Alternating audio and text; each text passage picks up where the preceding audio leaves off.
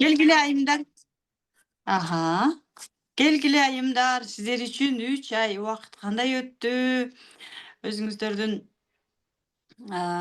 ой оюңуздар жөнүндө aa, кандай десем, результат, ыраазычылык, деги эле бул курс бизге эмне үчүн керек экен, келгениңиздерге ыраазысыздарбы, эмне алдыңыздар, ошол боюнча өзүңүздөрдүн сөзүңүздөрдөн айтып кетсеңиздер. Биринчи сөздөрдү сиздерге берели. Вообще 2, 8 и 9 Давай, числа. Рахат, сага берели. Биз кечээ сүйлөгөнбүз аябай оффлайнда. Мен бул курска келгениме абдан кубанычтамын. Сиздерге чоң рахмат. Пожалуйста.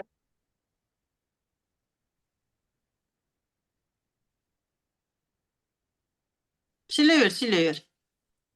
Абдан кубанычтамын. Сиздерге чоң ыраазычылык билдирем. Бул курс өтө керек.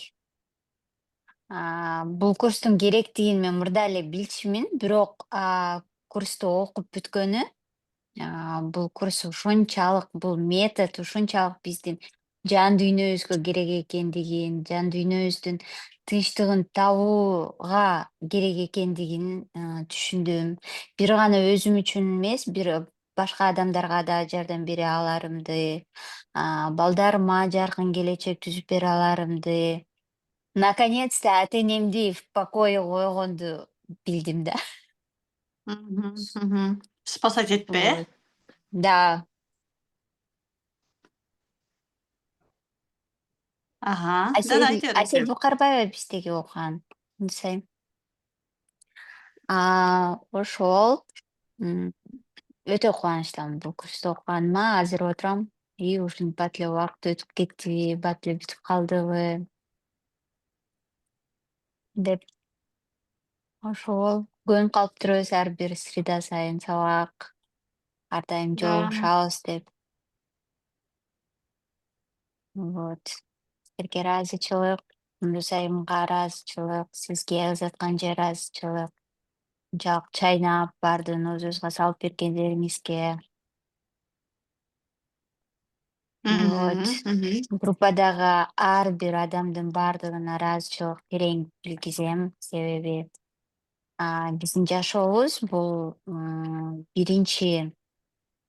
жашоонун биринчи катмарында жүргөн кезде бизде жашоодо болгон адамдардын баардыгы, болгон ситуациянын баардыгы бул ата-эненин проекциясы экенин билбей эле ошо күнөөлүү сезим, капачылык сезим, таарынуу анан стресс абалында жүрө берет экенбиз да. Качан гана биз ошол ата-эненин проекциясы экенин билгенибизде ар бир болгон адамдын көз карашын, адамдын сүйлөгөн сөзүн так ким турду экен деп аркасын сразу караганга оңой экен. Башында келгенде ой бул мени биситетти, ой тиги биситетти, анан бул мынтти тигинти деп ошондой ичте эмелер бар болчу, мындай көйгөйлөр да, мындайча айткандачы. Динамиканы көтөрө турган. Андан кийин ошолор менен эң негизгиси ошолор менен иштегенди үйрөндүм. ата-эненин проекциясы менен иштегенди үйрөндүм. Ошол үчүн өтө кубанычтамын. Мындайча айтканда жеңил жол таптым да жашоонун маңызына жетүү үчүн, жан дүйнөмдүн тынчтыгына жетүүнүн жеңил жолун таап чыктым да, мындайча айтканда ушул курстан. Да, бул методика чындыгында өтө керемет методика, бирок анын дамын билген адамга да.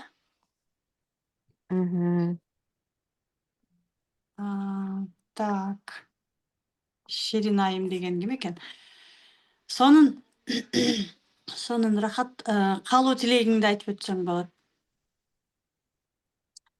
Каалоо тилегим менин Затканжы, сиз бар болуңуз, бай болуңуз, дүйнөдөгү Кыргызстандын эле айымдарын, мырзаларын жакшы жолго чыгара бербестен, дүйнөдөгү муктаж болгон адамдардын баардыгына кичинекей болсо дагы салымыңызды кошуп, ошолордун жакшы жашоосуна түрткү болуңуз демекчимин.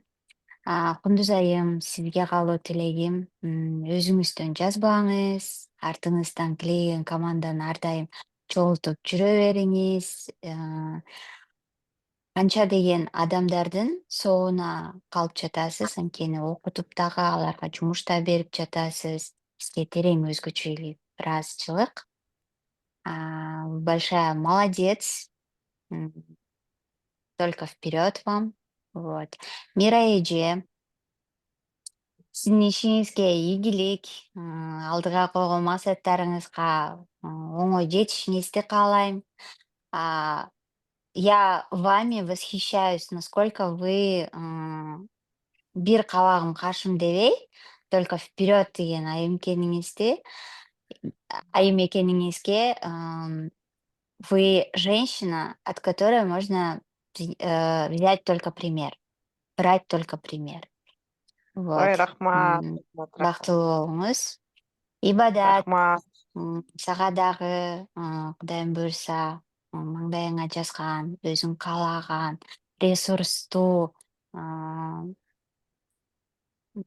жолдош таап, таап эмес, жолдош сага келип, сен ошо жолдош менен колуң кармашып, көп балалуу болуп ойлогон максаттарыңдын баарына жет. Я верю, я знаю, что ты станешь очень хорошим, можно сказать, таким великим бизнес наставником. Сага ак жол. Андан ары кимдер бар экен бизде? Кабыл алдым. Рахмат. Элина. Асель. Асель. Аселя, сага кааларым чын ден соолук, сүйкүмдүү апа, сүйүктүү жубай, ойлогон ой максаттарыңа жетишиңе, кыйын талдоо чебери болдуң почти уже сен. Мындан ары ушунуңан жазбай, көптөгөн адамдарга жардам берип, көптөгөн адамдарды максаттарына жеткирип, өзүң дагы ойлогон ой максаттарыңдын баардыгына оңой жет деп айтып кетмекчимин. Ошол. Андан тышкары Элина айымга Элина айым чыгып кетиптир. Өзгөчө ыраазычылык, потому что Элина айым бизди прям аябай таптап, сиздер чайнап берген нерсени бизге оозубузга кашыктап салып могу ичине чейин тыгып бергенине, ушунчалык күч кубат бергенине, ыйлагыбыз келсе дагы кимге, Элина айымга чалабыз, сүйүнсөк да Элина айымга чалабыз. Ар бир күнүбүздү биз менен бөлүшүп, убактысын бөлүшүп, күнү болсо күнү, түнү болсо түнү биз менен чогуу жүргөнүнө терең ыраазычылык. Калуу тилегим, ойлогон ой максаттарыңыздын баардыгына жетиңиз. Ар дайым ушинтип жүзүңүздөн нур чачырап турсун, Элина айым. У вас какая-то другая аура, которая у других нету. Даже сүрөттөрдөн деле карасаңыздар, для меня ошондой көрүнөт да, прям аурасы башкача, жүзү башкача болуп турат. Ошонуңуз жылдызыңыз өчпөсүн деп айтмакмын. Ошол. Калган курпалаштарымдын баардыгына дагы ийгилик. Алипени үйрөндүк, эми андан ары окуп кетүү бул өзүбүздүн колубузда. Ошол. Антип айтмакчымын. Сонун азаматсың, рахат. Сага дагы чоң ийгиликтерди каалайбыз, азаматсың. Любой нерсени эле бекеринен сүйүктүү жумуш, сүйүү деп бекеринен айтпайт экенбиз да. Сен ушул методиканы аябай жүрөгүң менен сүйгөн үчүн результат жарата алдың. Эгерде талдоо чеберин, бизнес тасачылыкты мынчалык жакшы көрбөгөнүңдө, и мастер разборов да азыркы учурда мынчалык результат болмок эмес. Себеби дегенде любой нерсени биз жүрөгүбүз менен кабыл алсак, ошол жете турган жерине жетет экен да. Ошон үчүн баарыңыздарга сунуштайбыз ушул методиканы жүрөгүңүздөрдү ачып туруп анан киргизип туруп анан даамдап көрүңүздөр депчи. Ошондо чыныгы результат ошондо жаралат. Сонун азаматсың. Рахат айымдын дагы алдыдагы максаттары чоң. Рахат сага дагы ошол максаттарыңа жетишиңе тилектешпиз да. Эгерде кааласаң биздин эшигибиз сен үчүн ачык, кааласаң амбассадорго кел, кааласаң дагы. Менимче сеники бул жака только эле амбассадорго дейм, сен академиядан уже азыр сексуалдыктан өтүп баштадыңар, Биринен башталат. Да, рекламада жүрөт да. Амбассадорлукка келем дебедимби өзү айтканча? Да, кел. Сени За. күтөбүз. Уже биз эртең баштайбыз, буюрса, бисмилла деп. Анан Үчүндө баарыңыздардын акчасын которуп башташат меникин буюрса. Хорошо. Макул. Эртеңки баарыңыздардын биринчи орозо күнүңүздөр менен ушул орозо айыбыздагы тазаланыш үчүн кармайбыз го бизчи. И энергетикалык жактан, и духовный жактан да, и жашообуздан баардык нерселерибиз ушул орозонун орозо менен чогуу тазаланып, орозо айы ичинде да. И бул жактан дагы сабактардын жардамы менен тазаланып, и мартта буюрса, апрелде сонун ийгиликтерди жаратып Дубайга барып калалы биз. Буюрса, Рахат дагы келет. Уже сүйлөшкөнбүз ал боюнча. Анан баарыңыздарды ретритке чакырабыз. Баргыла Дубайга ретритке катышкыла. Онлайн да катышсаңар болот, эгерде барганга мүмкүнчүлүгүңөр болбой калса. Рахмат сага, Рахат.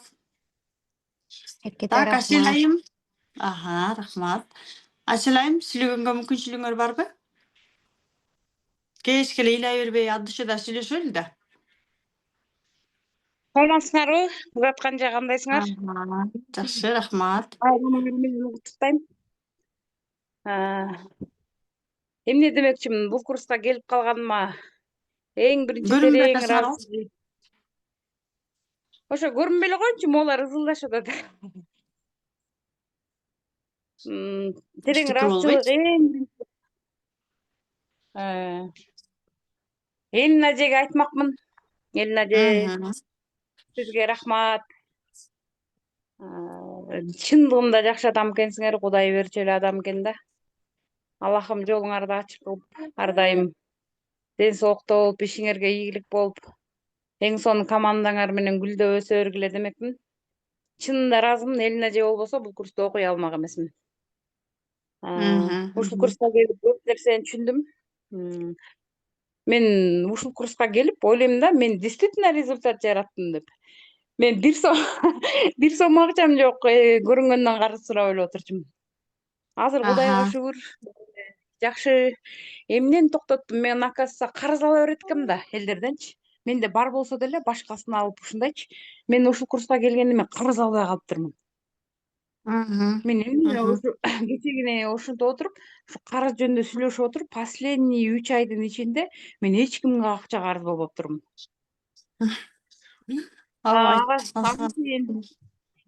Ага чейин мен ойлоп калдым, бул дагы менин жашоомдогу бир кандайдыр бир эме болчу да, значит, мен ошо карыз алып, ошо өзүмдү мен бармын деп көргөзүп турчу окшойм.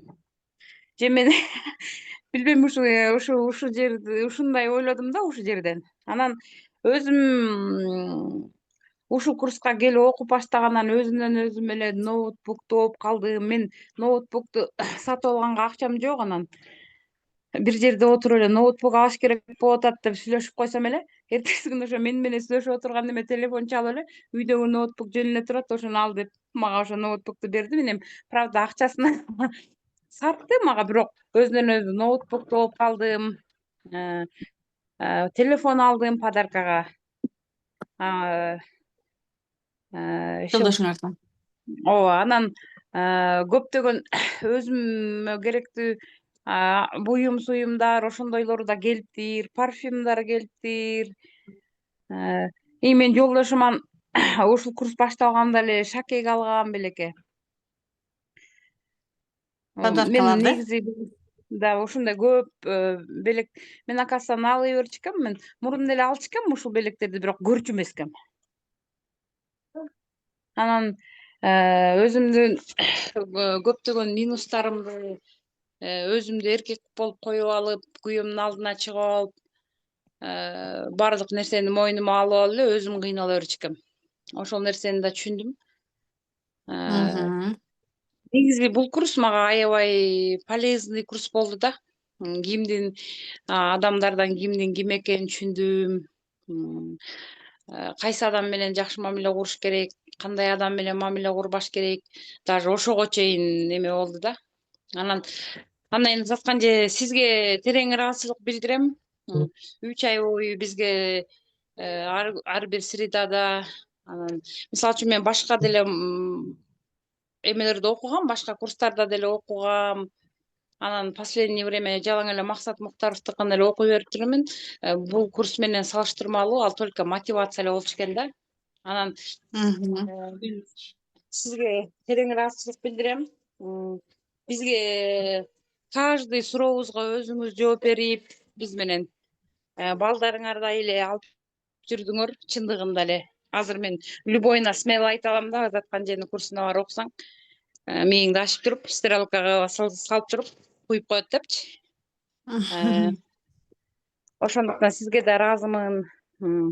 Ошондой эле Кундуз айымга да ыраазымын. Мен ушул курска келгени Кундуз айымдан да көп нерсени үйрөндүм. Анткени мен мурда бирдемени ойлонуп коет элем, жасабайт элем. План жазат элем, де ойлонот элем, анан 1 айдан кайра эстеп туруп, мен план жазат элем деп кайра ойлонуп коет элем да. А мен азыр андай эмесмин. Мен азыр ойлонуп атамбы, мен сразу жазып атам. Потому что мен бүгүн ойлонгон эмем эртең келбейт экенин түшүндүм да. Анан Жасамайм. Кундуз айым жасабайм мен ал. Бүгүн эле ойлоп койчу экем, жасачу эмес экем. Анан Кундуз айымдын мага мындай сөздөрү жакканда мен вообще наряжаться этпейм, өзүм эле ошондой адаммын да. Мага даже мындай кымбат бирдемелерди алып келип берсе даже мен тагынбайт экем, даже ошолор жөнүнө турат экен да. Анан жанагы сторис арка-беркеге чыкканда жөн эле мындай банядан чыга калып эле чыга бер, сен жаса алма болбо деп атпайбы? Ошолордун баарын от души кабыл алып, чындыгында мындай элдерге жаса алма эмес, чындыгында сонун эме менен алып чыккан бул курс сиздики, анан партнерыңыздыкы, мындай бири-бириңерге түп келген адамдар экениңерди түшүндүм да. Бирөөңөр менен колдоо ушундай сонун. Кундуз айымга да ыраазычылык билдирем. Аябай көп нерсени үйрөттүңөр. Такыр сабырдуу эмес элем. Азыр кичине Затканжени тартып коеюнчу деп эле өзүмдү кыйнай берип эле карасам, сабырдуу деле болуп келатырмын. Иши эле бул курска абдан ыраазымын, силерге баарыңарга ыраазымын. Анан Рахат айткандай Мира эжеге дагы биринчи киргенде Мира эжени тиги дүйнөдө жүрөт десе эле таң калып эле карай берчүмүн да, тиги дүйнөдө эмне кылып жүрөт дебечи. Сонун эле эже экен деп эле. Мира эже, сизге да ыраазымын. Ар дайым фигура болуп чык дегенде сен эме кылдыңыз, сиз дагы жакшы адам экенсиз, действительно жакшы адам экенсиз. Характериңиз мага өлө жаккан да. Бар болуңуз, сиз дагы. Бар ден соолукта болуңуз. Гүлзат эже, сизге да ыраазымын.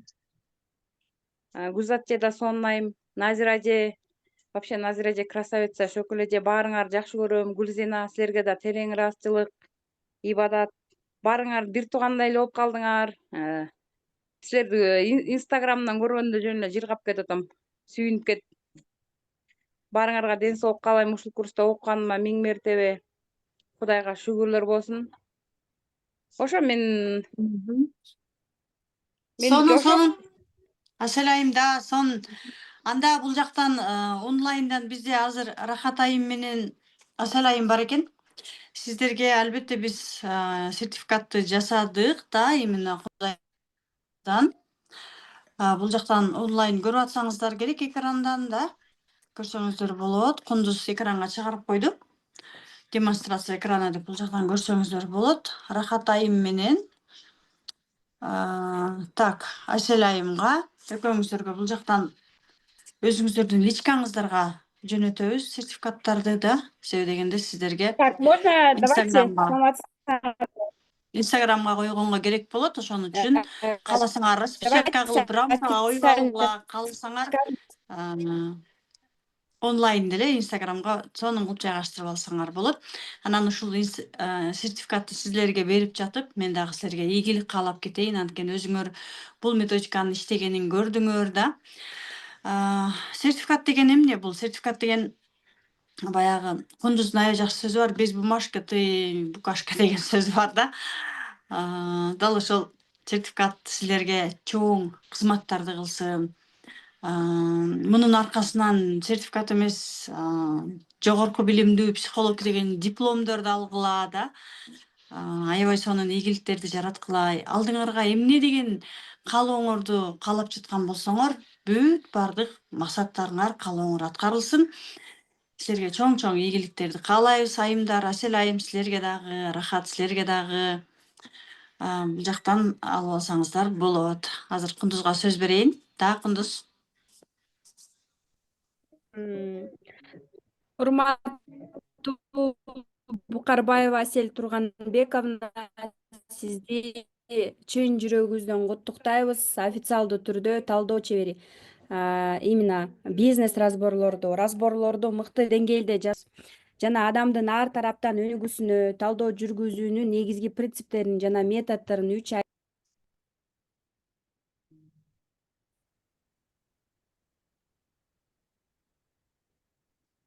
Өчүрүп кетти.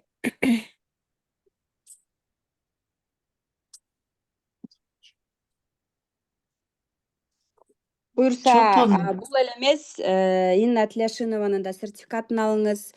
Ийгиликтерди каалайбыз сизге, ыраазычылык билдиребиз. Бул башталышы гана. Сиз сатууларды дагы жакшы үйрөнүп, өздөштүргөнсүз. Только вперед, Асель эже.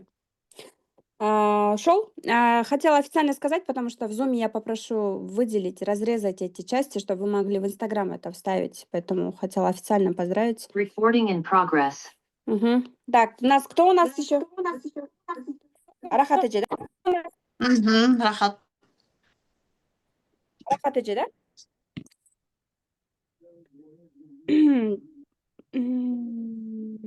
Рахат эже. Так, давайте Рахат эжени затканча сейчас поздравим. Я сертификат ее вытащу.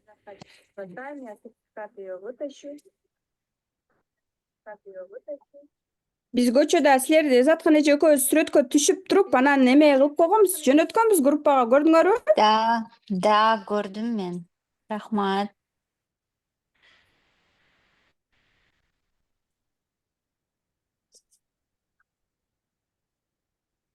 Ага, давайте.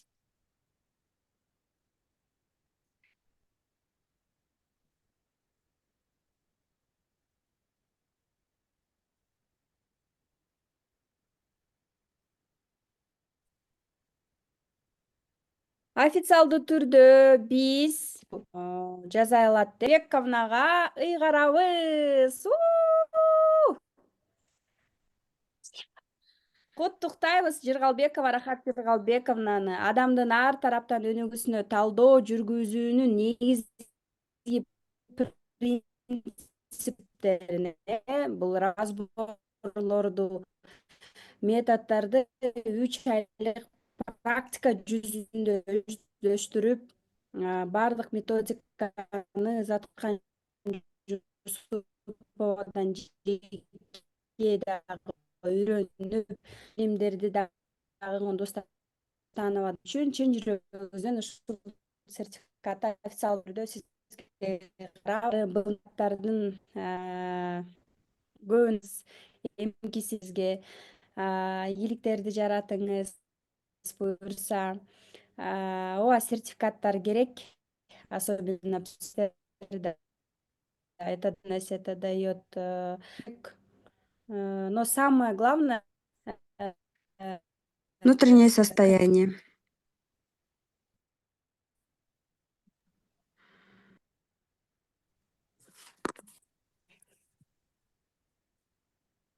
Мени Zoom'дан улам сбрасывает. Ага, Заткан же сөз сизде.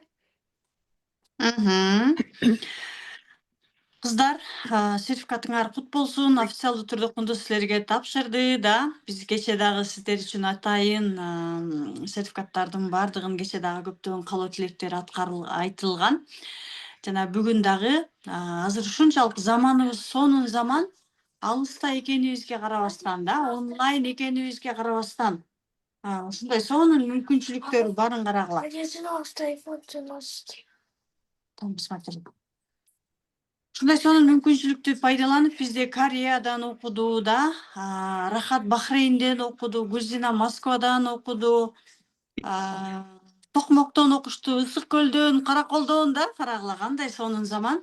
Ушундай заманыбызга дагы шүгүр, ушундай техниканын өнүккөнүнө дагы шүгүр, каякта отурганыбызга карабастан баардык мүмкүнчүлүктөрдү пайдаланып жатабыз жана мүмкүнчүлүктөр болуп жатат.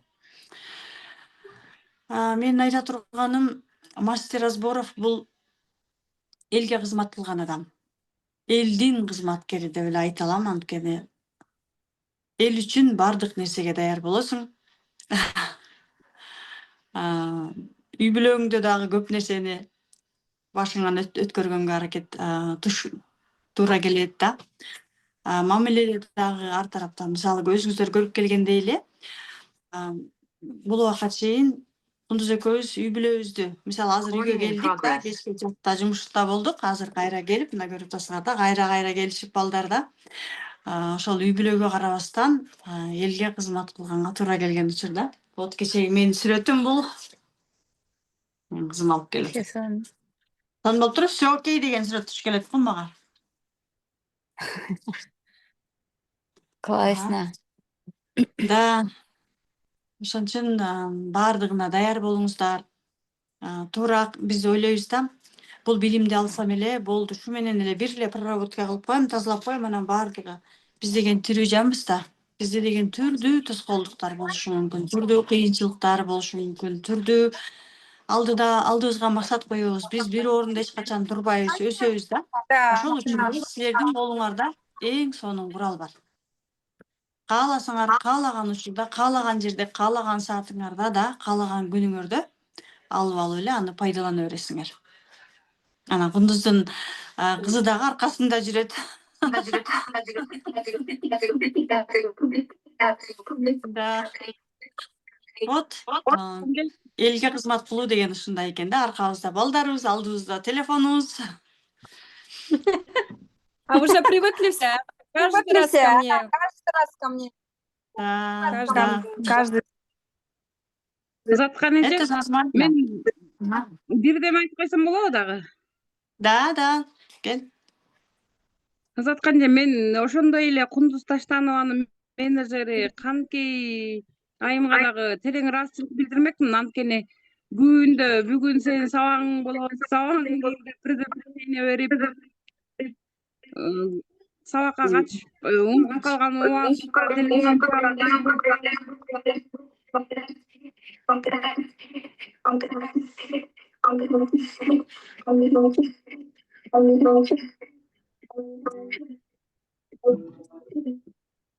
Биздин бүтөөрүбүзгө аябай тоскоолдук болуп атат го, бүтпөсүн деп атат окшойт да. Кундуз бир немеңди, зумуңду өчүрсөң.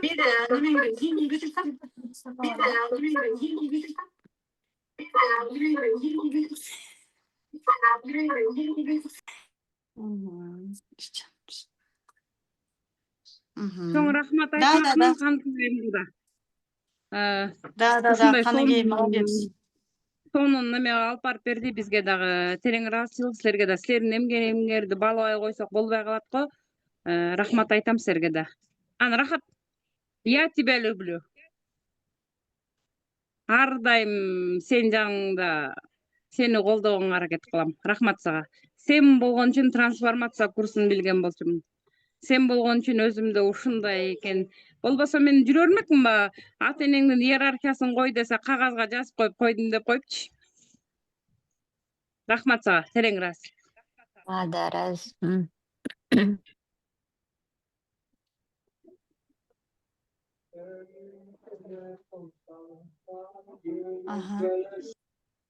Так, кече сиздерден гүл алдык да, гүлдөрүңөргө чоң рахмат. Кече Гүлдестеженин гүлүн алдык айтмакчы. Гүл эженин гүлүнө рахмат, кыздардын гүлдөрүнө рахмат барыңарга. Гүл бул эмне? Не дейсиң, Ибадат? Шөкүлө. Шөкүлайым. Шөкүлайым, да. Шөкүлайымдын гүлүнө рахмат. Бул записьте Шөкүлайым атайын суранган. Шөкүлайымга дагы сакталат. Шөкүлайымдын дагы бул жакка сертификатын чыгарып берсең, Шөкүлайымды дагы официалдуу турда куттуктап коелу. Айдана бизге фамилияны отчествосын жөнөткөн жок, бирок ошентсе дагы Айдананы куттуктап койсок болот. Анткени Айдана нольдон келген кыз. Ал эч жерде трансформацияда окуган эмес, жашоо жөгүн окуган эмес, эч нерсени окубай эле ютубтан көрүп эле мен окуйм деп туруп эле сразу акчасын которуп туруп эле окуп калган кыз да. Элестеткиле. Канчалык адам тез чечим чыгарса да ошончолук тез результатка жетет экен да. И азыркы учурда прям ручка тетрадын алып прям отуруп алып да. Уже разборлорду жасап, элдин баарына разбор жасап, түрдүү суроолорду берип, аябай активный катышты ал кыз. Молодец, Айдана. Айдана, бул записти көрүп калсаң, сени дагы ушул сонун методиканы алып, өзүңдүн жашооңдо пайдаланганың үчүн дагы биз сени дагы бир ирет куттуктайбыз. Анан албетте сертификат сен үчүн дайым даяр. Биз даярдап бер десең, даярдап беребиз. Только сенден кайтарым байланышты күтүп атабыз да. Анан Шөкүлайымды дагы бул жактан куттуктап кетебиз. Аябай чындап тоскоолдук болуп атат, Кундуз чыгып кирип кетти. Кундуз айым бизди кетиргиси келбей атат окшойт да.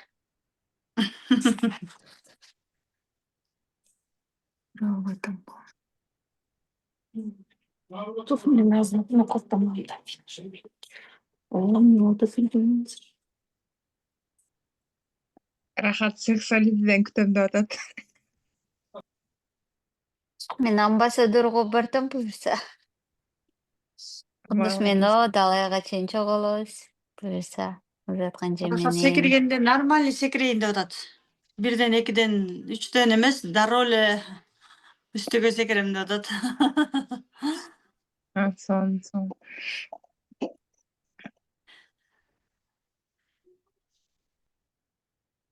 Бул сонун кенде жаткан жер.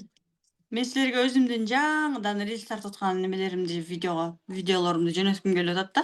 Каналга балким салып коем. Ушунчалык адам мындай аракет кыла берген сайын эле өнүгө берет экенсиң да. Мисалы былтыркы мен башка, быйылкы мен уже башка да. 4 жылдагы мен башка, быйылкы мен башка. Жыл сайын прям в лучшую сторону өзгөргөндөн өзгөрүп, ачылгандан ачылып, прям сонун болуп эле кете бересиң да. Ошон үчүн рахат азаматсың. Туура кыйынчылыктар болот, бирок ийгиликтер дагы сөзсүз түрдө болот экен. Шөкүлайымды куттуктап коеюн анда. Шөкүлайым, сизди куттуктайбыз, азаматсыз, өзүңүздүн түрдүү тоскоолдуктарыңызга карабастан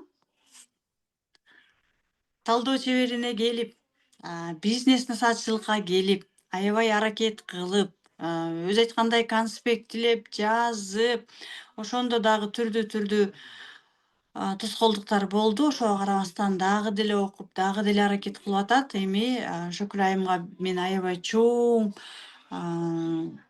күч каалайм да. Себеби дегенде тоскоолдукту жеңиш үчүн биринчи кезекте күч керек. Дал ошол күчүңүздү, өзүңүздүн ички дүйнөңүздөгү эркиндигиңизди Шөкүлайым колдонуп, өзүңүз каалаган эркиндикти өз колуңузга аласыз деп ишенем. Сагыналиева, урматтуу Сагыналиева Шөкүлө Каниметовна айым биздин талдоо чебери жана бизнес насаатчылыгыбыздын 4 потогунда 1 декабрдан баштап 1 мартка чейин 3 ай бою адамдардын ар тараптан өнүгүүсүнө талдоо жүргүзүүнү, разбор жасаганды жана ал боюнча негизги принциптерин жана методдорун өздөштүргөндүгү Заткан Жусупованын жана Кундуз Таштанованын коштоосунда өздөштүргөндүгү анык. Сизди куттуктайбыз. Ушундай сертификат сизге чоң кызматтарды кылсын. Сиз 3 ай бою сертификаттын аркасынан жүрсөңүз деп коет го. Сертификат өмүр бою сиздин аркаңызда жүрүп кызмат кылсын сизге, сиздин үй бүлөңүздөгү бактылуу жашооңузга, сиздин балдарыңыздын келечегине, сиздин жан дүйнөңүздүн тынчтыгына, ички дүйнөңүздүн эркиндигине жана ошондой эле башкаларга дагы кызмат кылам десеңиз, албетте ушул сертификат сизге чоң ийгиликтерди жараткан сертификаттардын бири болсун. Шөкүл айым, куттуктайбыз сизди.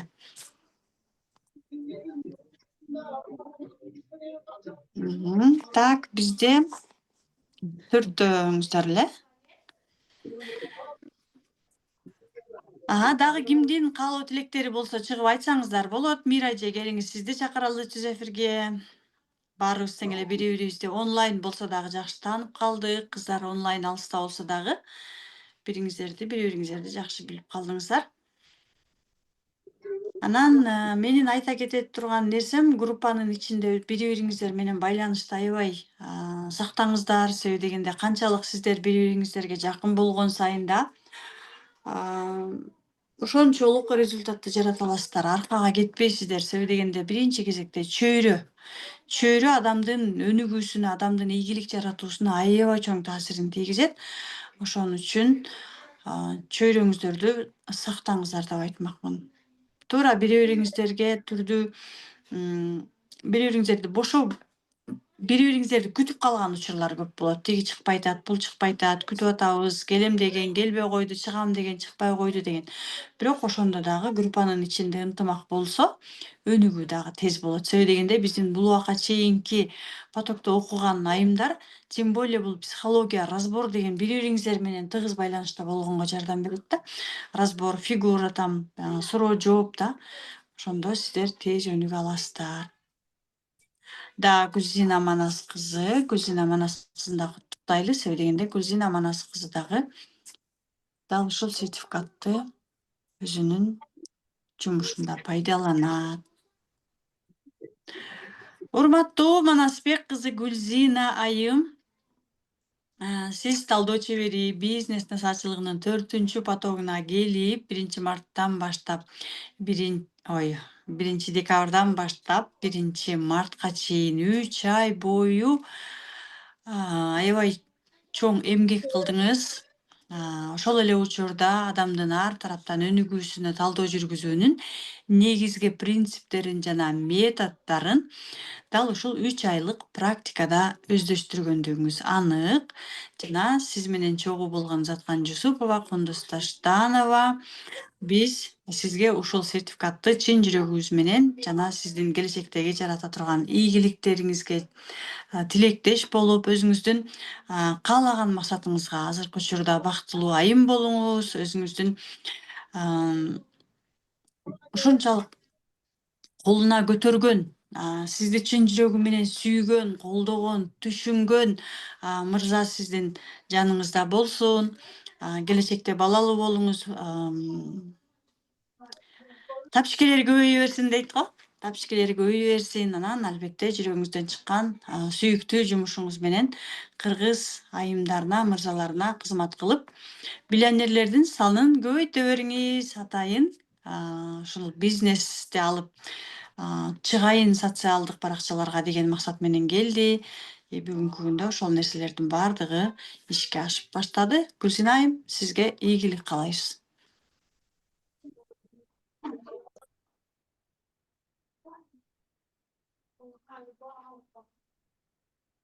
Так. Кундуз, сага сөз берели. Дагы каалоочулар болсо сүйлөңүздөр.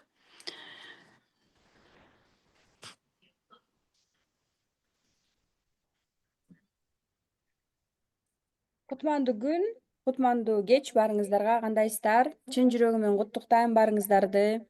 3 ай бою көз ачып жумгуча ушунчалык убакыт бат өтүп кетиптир. Көчө баарыбыз сонун отурдук, сонун жыйынтыктадык десек болот. Анан азыр онлайнда алып аткан сертификаттарды записти көрүп аткандардын баардыгын чын жүрөгүбүздөн куттуктайбыз. Сапарыңар байсалдуу болсун. Көп он эселеп кирешелерге чыгыңыздар. Бактылуулук келсин ушул билимдердин аркасынан. Баарыңыздарга биз ыраазыбыз. ошол чечимди чыгарып, тандап, бизди тандап келгениңиздер үчүн биз сиздерге ыраазыбыз, жакшы көрөбүз. Мы вас не отпускаем. Мы вам говорим до новых встреч. Ждем вас всех на сексуалити, пока есть возможность через Азатхан Жусупову, через нас отучиться. Обязательно вы используйте этот шанс. Инна Тлешинованын сертификаттарын алууга. Жана эле көчү айтып кеткендей эле, мен продюсерлерди чыгарып баштадым. Кому нужен продюсер, тоже знаете, к кому обращаться. Всегда наши двери открыты. Буюрса дайыма талдоо чебери наставничествону бүткөндөргө биз особый подход кылабыз. Силерди дайыма отдельно всегда, не забывая, все потоки чакырып турабыз. Бир жылда бир жолу болсо дагы ретриттер Көлдө болобу же Дубайда болобу, только силерге гана касательно проекттерге дагы бар. То есть мы на создании клуба после наставничества, даже бир жылда бирби эки жолу жолугушуу болсо дагы, это будет комьюнити такой. Поэтому мы с вами не прощаемся. Да, где-то чуть-чуть сепарируемся, но это круто. Буюрса, ждем еще больше результатов. Не забывайте нам об этом говорить, потому что мы горим за ваши результаты. Будем поддерживать. Эмне бизнес ачасыңар, эмне жакшылык болот. Зовите нас, с удовольствием придем, поздравим, прорекламируем, снимем вас ролик дебеймби. Всех мы вас любим. Азыркы экинчи потокто келип атканда вот такие заряженные женщины. Алар силердин ашып кетет окшойт да коюм. Маша. Эки үч эмне күйүп дейбиз? кетип атат. Будем Экинчи из них потокко калып калабыз эсерде. будем из них делать звезд дегендей. Ошол келгиле, сексуалитиге келгиле, как минимум амбассадорлукка келгиле, да, лучше раз. Мен да, пользуясь случаем, Заткан эжеге ыраазычылык билдирем. Через нее, получается, да, я купила амбассадорство, у меня год трансформации, год развития, өзүмдү өнүктүрүү окуу жылым, ден соолук жана окуу жылым, өзүмө иштөө жылым дегендей. Поэтому барыңыздар, жакшы көрөм. Көчө Анар эже суроо берди, кто из нас тебя триггерит депчи. Вы деп айттым Анар эжеге. Шутка, конечно. У меня такого нету, потому что вы все в позиции ученика келдиңиздер, с запросами, с болями дегенде Анар эже шутит, мы же больные депчи, пациенты деп. На самом деле вы все уникальные женщины со своим бэкграундом, каждая особенная. Было круто, я очень хотела, чтобы у вас были красивые инстаграмы, чтобы вы звездили, да, ар бирөөң жылдыз болгону каалайм чын жүрөгүмөн. Жылдыз болгула, билимиңерди монетизация кылгыла, мээңер менен акча тапкыла дегендей, как я это говорю. Мени дайыма айтып келет го, цитировать этип Гүлзатчы. Мээңер менен акча тапкыла, столько вкладывайтесь в мозги, давайте, практикуйте, делайте, не ждите лучших моментов. Көз ачып жумгуча 3 ай өтүп кетти. Мына уже эртең 1-март экен. Жаз келди. Бүгүн Арапа күнү экен. Арапа күнү менен чын жүрөгүмөн куттуктаймын. Буюрса 1 ай бою ыйык орозого туш келип атабыз. Мына талдоо чебери экинчиден 5 поток эртең старт алгантат, аябай сонун айга туш келип атат. Амбассадор, сексуалити аттанып турабыз. Кудайыма 1000 мертебе шүгүр. Очень много желающих, кто хочет к нам. Все хотят сертификат, все хотят сертификат. Да, сөзүнүн ачыгы, все из-за сертификата идут к нам. И я хочу, пользуясь случаем, сказать, что вам очень повезло, потому что мен башында Заткан эжеге 2 ай эле кылыш керек дегенде, Заткан эже болбой 3 ай деген. Анан мына силер 3 ай окудуңар. Особенно онлайн окугандарга, Бишкектегилерге очень повезло. Жума сайын келип, жандуу прям VIP эле окудуңар.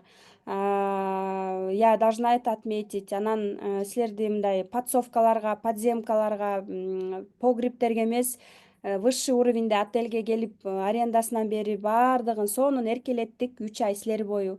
Көкөлөттүк десек болот, үчөөбүз, төртөөбүз, 4 жактан. Заткан эже, мен, Каныкей, Элина эже болуп.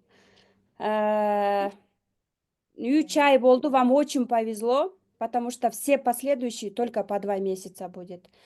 И классная возможность, потому что жайында дагы бир жолу айтып кетейин, летом мы в основном на каникулах, и последующий талдоодо мы, возможно, даже сократим живые встречи. То есть в этом потоке каждый жума сайын жолугуп окуп, наивысшие условия менен.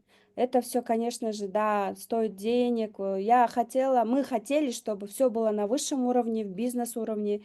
Я думаю, что вы это оценили. Те, кто не оценил, Да. услышали, да, коем. Мне на самом Да, я надеюсь, что вы это цените. Благодарю вас всех.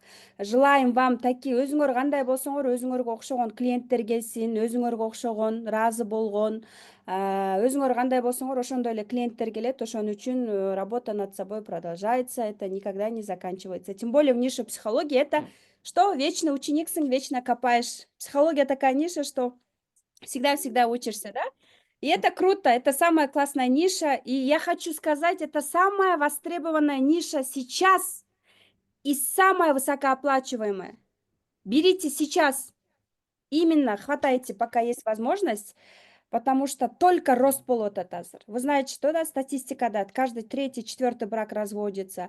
Очень много сейчас недопониманий, люди перестали общаться, разговаривать, поэтому ваша ниша будет всегда востребованная.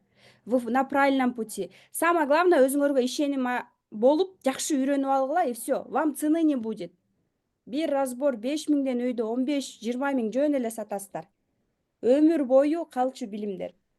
Поэтому барыңыздарды любим, гордимся. Мы вам благодарны, что вы выбрали нас. Мы уже за это вас любим, обнимаем. Всех вас люблю. Обнимаю, приподняла, көтөрүп кайра ордуңарга коюп койдум. Петька. Молодец. Таштанова Кундуз.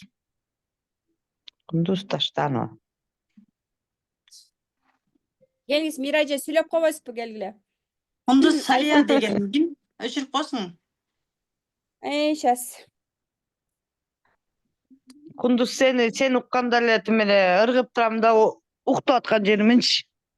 Ушундай кыйын мотиваторсуң да, молодец. Сага Бирок да ыкырып ошо туруш керек ишиңе да. Кечке эле вообще силерди сендеги энергия бул Кыргызстанда бирөө эле болуш керек. Ушунчалык. Уктуп аткан адамды тургузуп койсуң да. Сага да ийгилик каалайм, ден соолукта болгула. Ушинтип эмнеңер өркүндөй берсин. Мындан да көп Кыргызстандын ар бир бурчуна ушул илимди жеткизип, баардык айымдар тим эле бактылуу болуп жашап, ушундай сонун бакыт деп атпайсыңарбы? Бакыт деген эмне? Ошол бакытка жетишсин баары. Силердин мондай күчүңөр мененчи. Вообще молодцы. Мен силер менен сыймыктанам. Мен силерди жакшы көрөм, сүйөм. Да, эмнени айтсам, ушунчалык эми жакшы айымдарсыңар да. Бизге силерди жолуктурганга ыраазыбыз. Мен ушунчалык душамда көп нерсе түшүп калгандай болду да. Аябай мындай глубокий сонун разборлорду алдык да. Ошо силерге ыраазымын. Силерге только ийгиликтерди, жакшылыктарды каалайм. Анан бул менен бүтүп калбайт биздики, конечно. Биз дагы бирке эс алалы. Мындай заряд энергия алып алып дагы эле келе беребиз. Силерге башка кимге бармак элек. Дальше продолжаем деп туруп. Ретриттериңерге барабыз, Кудай буйрса. Баары алдыда эле сонун күндөр бар деп ойлойм. Потому что максат койгонду үйрөнүп албадыкпы? Максат вперед! Ура! деп жөнөй беребиз. Свадьбага Алдыда. ибадатка. Ибадат. Ибадат. Өлө кече ак көйнөң ушундай сонун жарышат экен, ибадат. Прям леди болдуң да, леди. Өзүң да боюң да бар, өңүң да бар. Сүйлөйт десе сүйлөй турган сөздөрүң бар. Аябай ачылдың, ибадат. Прям сен менен да тыймыктанам. Ушундай Мен. группалашып окуп, Рахмат. жан дүйнөбүздү, бири-бирибизди баарыбыз бул жерде отургандар бүт секреттерибизди билебиз да, мындайча айтканда. Бир туугандай болуп калдык. Так что ушуну менен эле тарап кетпей, жолугушуп турабыз, Кудай буюрса. Силердин эле офисиңерде жана жерде. Барып турабыз, кыздар. Баарыңарга бактылуу ийгилик каалайм, баарыңар бактылуу болгула. Самый жашоодо эң биринчи нерсе бул жан дүйнөнүн тынчтыгы керек экен да. Калганын баарын табасыңар, иштейсиңер, кичине башыңарды иштетсеңер эле сонун болот да, сонун. Вообще мен ушундай даже методика барына ушунчалык таң калам да, сонун нерселер бар экен да. Жумуш деп жүрө берип, действительно жанагы жан дүйнө калып калыптыр да башка жакта. Анан ошонун баарын силер аркылуу таап, силер аркылуу сыртка чыгарганыма ушунчалык билбейм, азыр сураса кайсы күнү бактылуу болдуң эле десе, күнүгө деп айтам да. Күнүгө эртеме турганда бактылуумун да, аябайчы. Ушунчалык көзүң ачылып, даже могу эмнелерчи сонун көрүнө баштады да, жашоочу. Мурун мындай күңгүрт болсо, азыр прям яркий мындай жылтылдап звездочка сыяктуу болуп, жылтылдап турат да. Ушундай состоянияга чейин бардым мен. Мен Анда лично сондай тияктан болдум. келе баштапсыз Миреже. Тиги дүйнөдөн келе баштапсыз. Эмне алда көпкө продолжать этилеби, бир жыл. Акырындык менен келесиз да. Кичине мындай да мурун полный кирип кеткен болсоңуз, азыр акырындан уже көрүнүп баштаптыр да. Жарыктар турбайбы деп. Ошондой болуп атат точно. Аябай сонун болуп атат. Кичине дем алып баштадыңыз. Деп. Пока денеңиз чыга элек, чыгат акырындык. Рахмат сага, сага чексиз ыраазычылык да, ыраазычылык. Эми кичине поддержка болсо бара беребиз. Монтип атат, Да, конечно. Биз дайыма сиздер мененбиз. Гүлзат да сонун кыз экен, мен группалашым Гүлзат экөөбүз чогуу келдик да. Прям мага ушунчалык жакты Гүлзат, биринчи эле күнүчү мындай көңүлү ток кыз экен да. Тарс мындай эзилбейт да, мындайча айткандачы. Шарт айтат экен баарын. Вообще молодец. Мындай көп сүйлөбөйт дегендейчи. Рахат айым дагы ушундай расстоянияда турсак дагы прям энергетикабызды чувствовать этебиз да. Ушунчалык Рахатка дагы баа бердим да. Ошол жакта отуруп алып, онлайнды окуп, ошол мээсине жетип атат да. Биздики офлайн барып атып, бирдемени иле албай, мындай түшүнө албай келсең, бул онлайн окуп эле баарын эмне кылып атат да, сиңирип, сонун прям мен Рахатка да баа бердим да. Анан мактанам Рахат мен. Ой, Европадагы кыздар менен окуйбуз биз депчи. Европада жашагаңыздар. Ошо Рахат, сага дагы ден соолук, балдарың менен жан дүйнөң тынчтыгын каалайм. Главный тынч болсок, калганы боло берет экен да. Ошол эмнени түшүндүм ушул эмнеденчи, окуудан. Главный ошол экен. Ошо сертификаттарыңар иштесин, кызмат кылсын. Баарыңарга ийгилик каалайм. Рахмат Сүйөм. Миреже. Рахмат Спасибо. Миреже, сизге дагы. Сизге дагы жан дүйнөңүздүн тынчтыгын каалайбыз. Ой, рахмат. Прям разымын. Эми анда санда эмнеден көрүшүп турабыз да? Да, буюрса Көрүшүп көрүшүп турабыз. Кундуз айтып атат сизди замуж пора деп.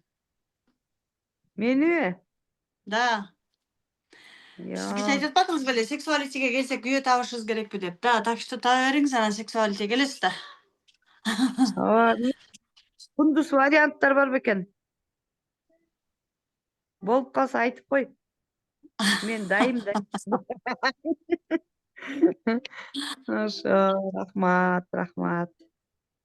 Прям Кундуз айым мотиваторда. Таргетке жетирем дейт. Жанагы Кудайдан берилген мотиватор болуш керек Кундуздука. Жараткандан Талант. берилген талант. Ошо кыздар жакшы тургула. Качан эми өзүбүзчө разборлор жазайлы эми. Закача Кундуз Гүлзина эже келди. Гүлзина эже барсызбы? Кундуз Диана Алтынбекова деп жаңы бирөө кирип калды, өчүрүп койсуң.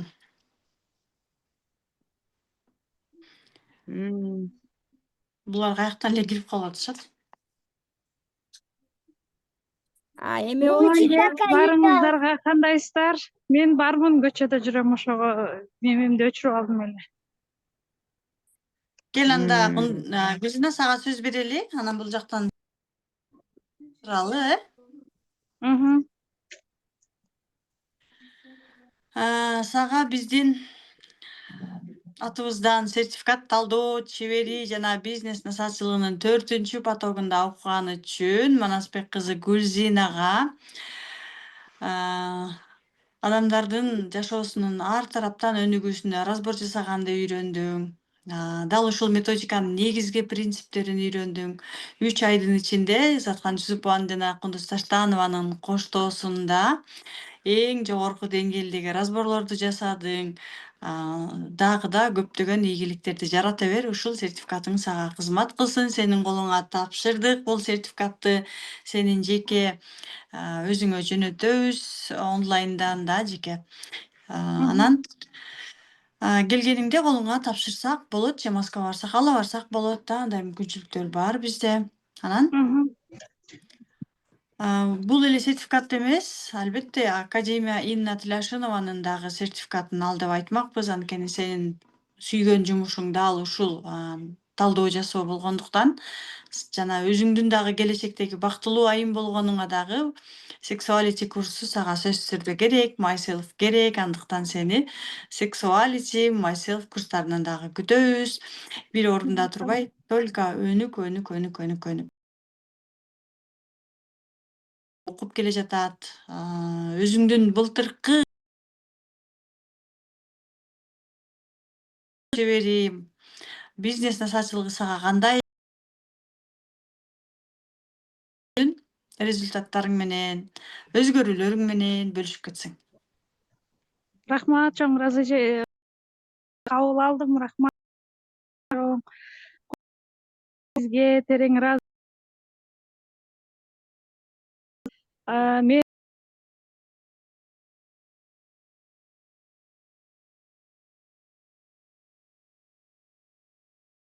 анан мен скилде трансформация учурда сиз чогуу курсу менен келсеңер, анан мен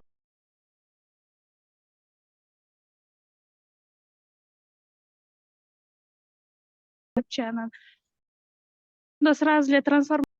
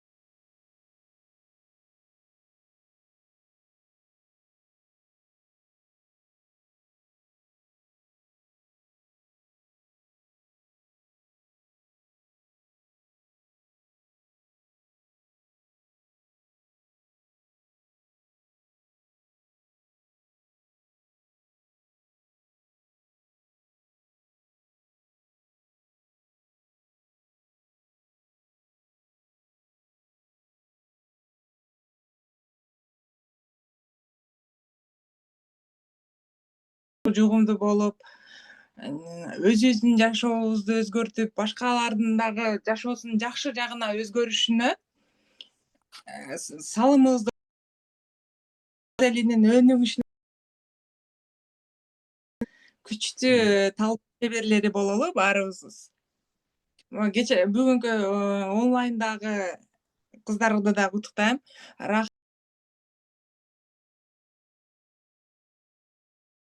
Гөлзина алган сертификаттарыңар